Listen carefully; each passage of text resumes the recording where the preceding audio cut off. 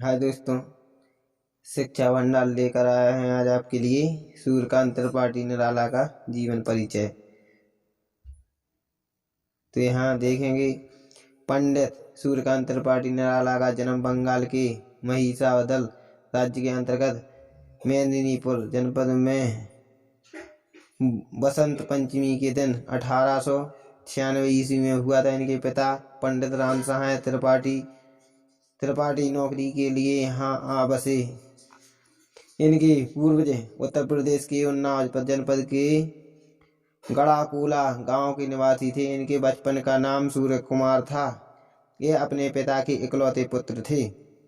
14 वर्ष की अल्पायु में निराला का विवाह मनोहरा देवी के साथ संपन्न हो गया, लेकिन 1918 ईस्वी में इनकी पत्नी का देहांत हो गया तथा तब निराला 22 साल के थे। बताया जाता है कि मनोहरा देवी का एक सुशिक्षित तथा विदुषी महिला थी। बताया जाता है कि मनोहरा देवी एक सुशिक्षित तथा विदुषी महिला थी। निराला को एक पुत्र और एक पुत्री थी। निराला का जीवन अनेक आभावों एवं विपत्तियों का जमावड़ा था। इनका व्यक्तित्व करुणा और क्रोध, आत्मसम्मान और विषणता, कठोरता और कोमलता, अखंडपन और सहजता जैसे विरोधी तत्वों के मिश्रण से बना था। इनका शारीरिक गठन अत्यंत आकर्षण एवं सुगठित तथा सुगठित था। कद कुछ फुट से अधिक, कद 6 फुट से अधिक, भरा हुआ शरीर, गेहुआ रंग, बुलंद आवाज और आंखों में अपेक्षित गंभीर बढ़िया महीन धोती, कंधे पर रेशमी चादर, बालों में सुगंधित तेल डालकर और हाथ में झंडी लेकर ये कवि सम्मेलन में जाया करते थे। निराला की प्रथम कविता जूही की कली 1916 ईस्वी छायावादी की कुछ श्रेष्ठतम कविताओं में परिगणित की जाती है।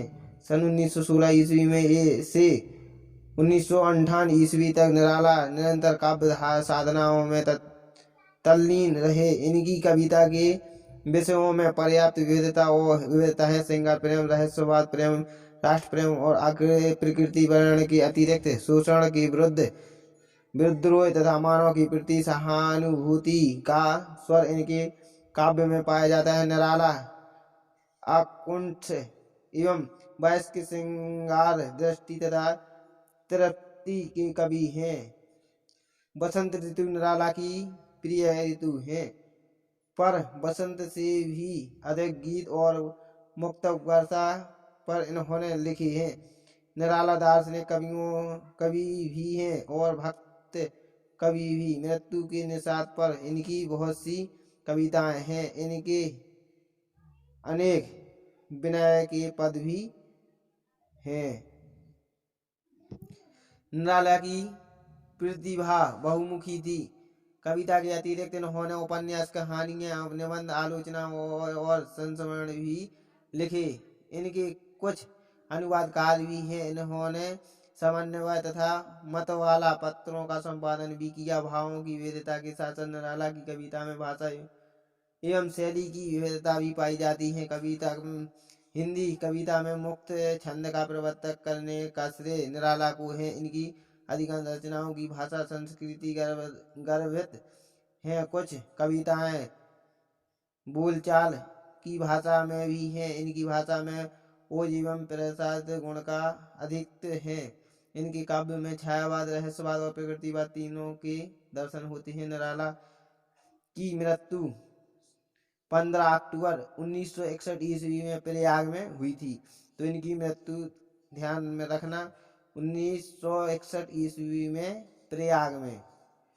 इनकी कुछ प्रकाशित साहित्य हैं। इनका काव्य में हो जाएगा अनामिका, परिमल, गीतिका, तुलसीदास, कुरमुत्ता, अणिमा, बेला, नए पत्ते, अर्चना, आराधना, गीत गुंज, साध्य, काकली।